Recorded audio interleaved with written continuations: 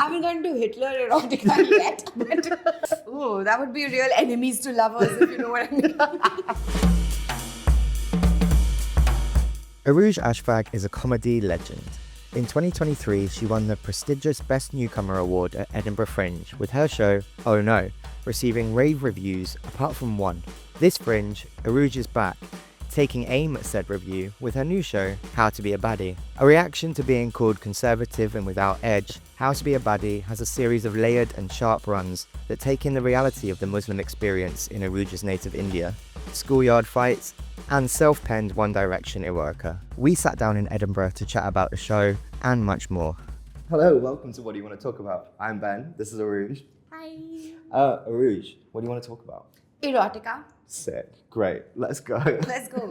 Do you read erotic books? No, but, so I've seen your show, How to Be a Baddie. Obviously there's a section in it about, or do you want to explain? I know I'm explaining your show back to you. No, I'm so glad. Thank you for laying the groundwork. You're welcome. That's great. It's in my show. You're absolutely right. Yeah, but I mean, I wanted to talk about erotica because I feel like I used to read a lot of self-help books about becoming a better person and being more assertive in relationships, but nothing helped like reading a lot of erotica. Because the standard of men in those books is up here, right? Yeah. And what I was trying to do was I was trying to be a better person. But then I would I'm like, oh no, I'm always working on myself and I'm so sorry and I should be this and I should be that. But when you start reading erotica aggressively, then your standard for like a man changes and then you're like, you be better. And that just makes you assertive. It's actually a them problem. It's a them problem. Yeah. It's never a you problem. There's so many types of erotica. There is romantasy, which is where there'll be like a fantasy world, which will have like its own politics, its own rules, but also smut. You know, lots of smut. Kind of like a horny Lord of the Rings. Yes. Yeah. Okay. Yes, that's so accurate. A very different ring. Yes, a very different. Many rings. Many rings to rule, many rings. of them. Talk me through the different types of erotica. Some of this stuff is really grotesque. Okay, great. Okay, so of course there's romantasy, which is horny Lord of the Rings. Then there are those tropes of all the rom-coms, which is like friends to lovers, enemies to lovers, friends to enemies to enemies to lovers again, you know. Yeah. And then there's like, then of course there's like best friends to enemies to lovers. Then there is a brother's best friend. Then there is sister's best friend. And then, you know, all of those different types of tropes. Widowed erotica is really popular, you know, because you know this man loved someone to death. So that's just like, that gets you going. There's nothing that makes me hornier than a widow. Like, oh my Well, God. honestly, it's really difficult. I walk past a funeral and it's just whoop. Okay, then this is where things get freaky. Okay, which is dark romance stuff. Okay. Which is when you read a lot of regular stuff, right? You know, then you're like, I know how this goes. Surprise me. And so then you start reading like stalker romances or bad boy billionaires. But when I say bad boy, I mean like bad. On a scale of like kicking a puppy to Hitler. Oh my God. You know, I haven't gotten so down. I haven't gotten to Hitler erotica yet, but can you imagine? Ooh, that would be real enemies to lovers, if you know what I mean. And every time, even if the boy is supremely evil, he's really nice to the girl. Every time? Every time. Really? And so what I would say is what it does is that it makes your basic expectation that a boy has to be really nice to you. Even if he's a stalker, sociopath, murderer who kicks puppies and loves Hitler. But he's got to be nice to me. But he's a sweetheart. He's a sweetheart. He loves me. He's good to me. He treats me like a princess. I have found it's a fine substitute for men. Yeah. Like I just haven't seen anyone. There's not. That hole has been filled with that's books. done. That hole has been. You're basically you know Beauty and the Beast. Beauty and the Beast. You know Belle? Yes, And yes. she's like a book shagger at the beginning of it. Before she becomes a beast shagger. You're Belle. You're horny Belle. I'm horny Belle. Yeah. And how was the reception of this in your show being? You know, I feel like, so I didn't have context for the Fringe and like in general, like, UK and Edinburgh. But it's good to know that, I mean, it's not good to know, but that it's in terms of the fact that people are not very open about it here. Because back home, of course, they're not. And so back home, I really enjoy doing this because it's really like the women in the room really, they really band together for this one. And I love seeing the men like look at the woman they came with to the show and be like, what?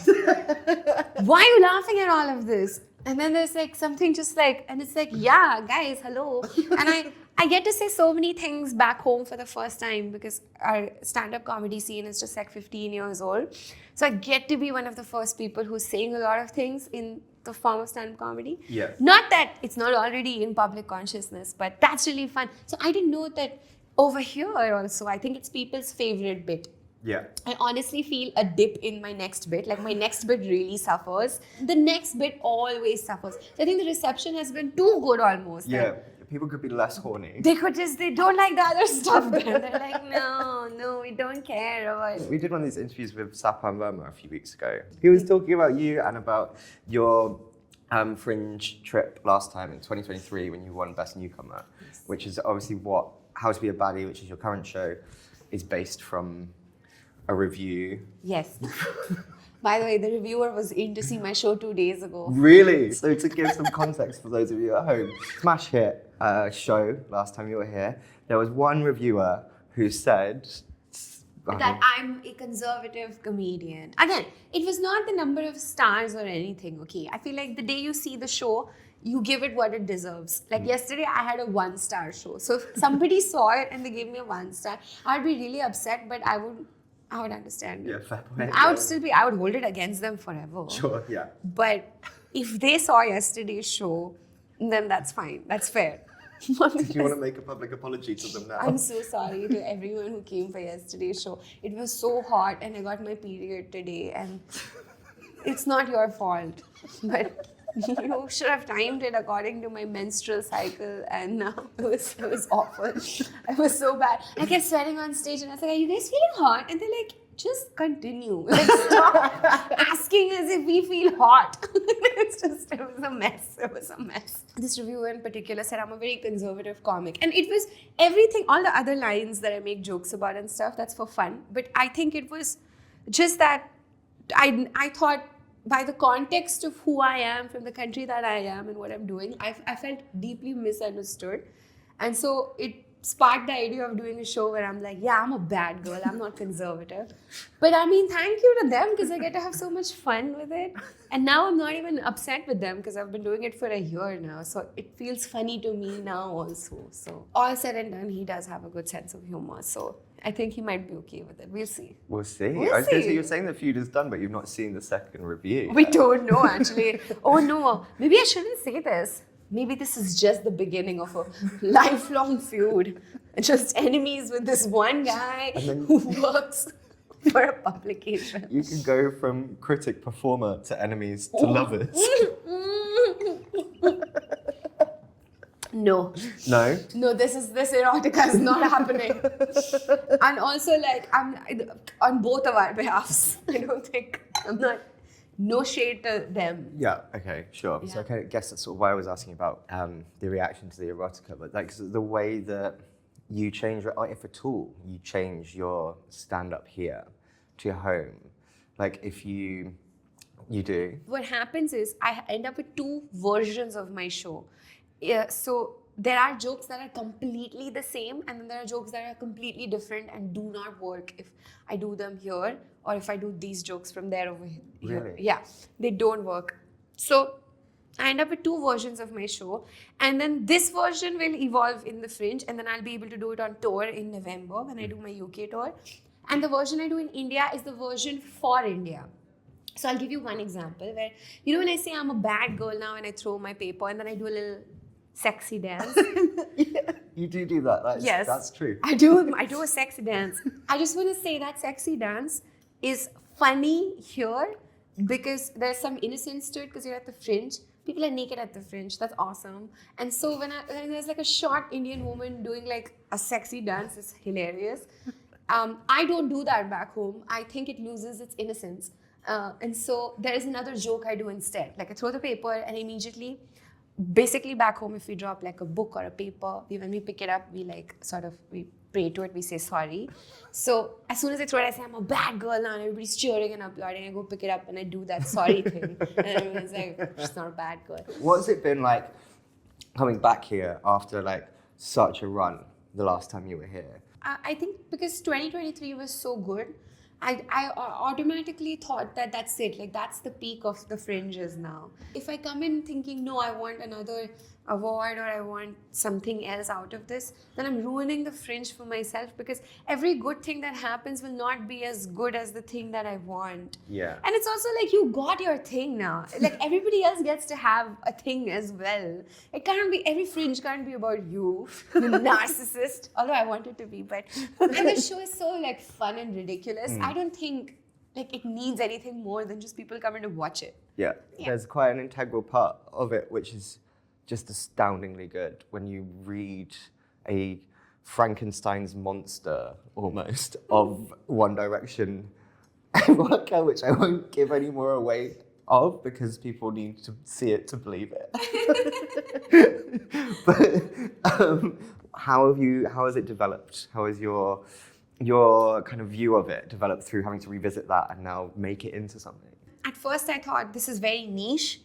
And so I was like, okay, but I like it, and I'll make it so funny that everybody gets it. And then I realized I was so wrong about it being niche. It's not niche at all. You really thought you were really edgy. I was like, oh my God, like it's just something I would do. And then I see all the women cringe but laugh at the same time. And I'm like, so you're all reading this messed up shit? And it's also like, sometimes I see pure horror. And like, sometimes women start saying, no, don't do this. And I'm like, what do you mean? This is my show. But they're literally like, don't tell them. And I'm like, but this is the show. Yeah. You came to a show called How to Be a Baddie. Like, what did you think the end result of that was going to be? It's so funny because they're just like, don't tell people about this. They're audible groan when you say what bad, and people go, oh. Used to be on this website called Wattpad.